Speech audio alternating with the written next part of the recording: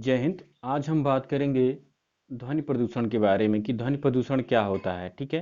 देखिए, ध्वनि प्रदूषण एक बहुत ही हार्मफुल प्रदूषण प्रदूषण होता है जो डायरेक्ट मानव की नाड़ी और उसके तंत्रिका तंत्र को प्रभावित करता है। ठीक है। तो आज हम इसके बारे में जानेंगे कि ध्वनि प्रदूषण कैसे फैलता है, क्या उसके रीजंस होते हैं, कैसे इसको हम कम कर सकते हैं। ठीक है। और इसके क्या क्या प्रभाव पड़ते हैं मानव के शरीर पर। ठीक है।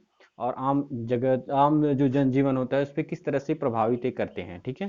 तो इन सारी चीज़ों के बारे में आज मैं आप लोगों को बताऊंगा। तो देखिए, ध्वनि प्रदूषण यानी नॉइस पोल्यूशन। तो पहले हम जानते हैं ध्वनि प्रदूषण किसे कहते हैं। ठीक है। तो ध्वनि प्रदूषण का जो अर्थ होता है, कानों को अप्रिय ध्वनियों को ही हम क्या कहते हैं, ध्वनि प्रदूषण।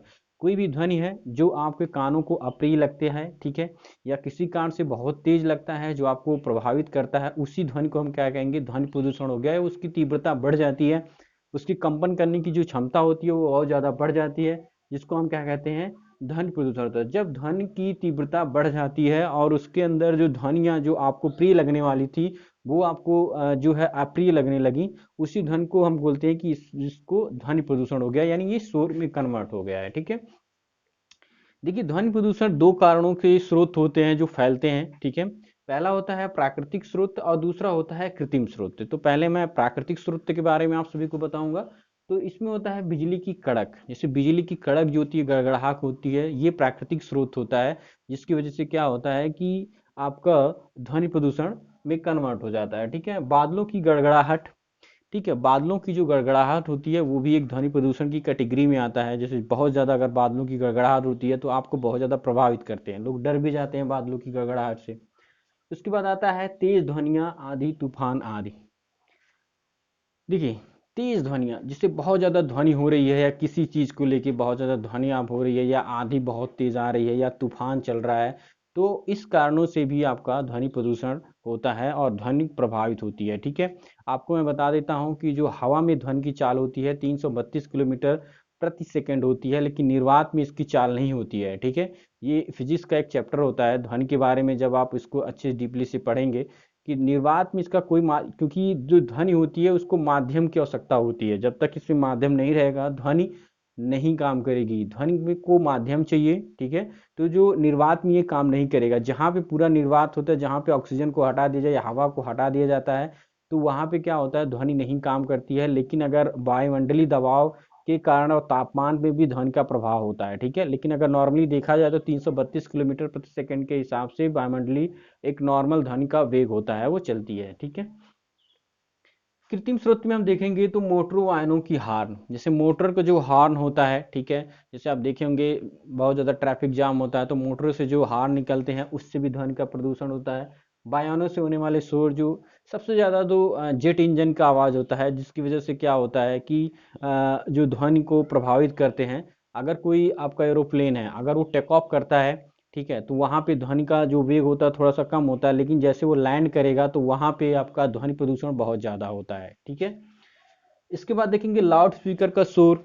जो लाउड स्पीकर का शोर होता है वो यहाँ पे भी ज़्यादातर ध्वनि का प्रदूषण होता है, ध्वनि का प्रदूषण किया जाता है। ठीक है। रेलगाड़ी का शोर, रेलगाड़ी के शोर में भी ध्वनि का प्रदूषण होता है, जैसे बहुत ज़्यादा रेलगाड़ी चलती है तो वहाँ पे भी ध्वनि प्रदूषण होता है। ठीक है। ध्वनि का मापन जो है डेसिमल में किया जाता है। बहुत बार ये क्वेश्चन भी पूछता है कि ध्वनि का प्रदूषण किससे होता है, तो ध्वनि का प्रदूषण क्या होता है, डेसिमल में मापा जाता है।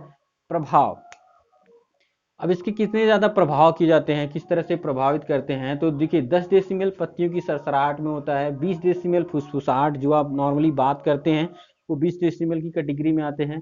50 से 55 डेसिमल जो है नींद में बाधा आपका पड़ सकता है। मान लीजिए आप सो रहे हैं तो अगर कोई भी ध्वनि 50 से 55 डेसिमल की कैटेगरी में आ जाता है तो आपकी नींद जो है वहाँ पे खराब हो सकती है। ठीक है। और एक बात मैं बताऊं, देखिए जो नॉर्मली अगर आपकी जो होता है लगभग 60 के नियर अबाउट आपकी ध्वनि क्या होती है, सामान्य होती है।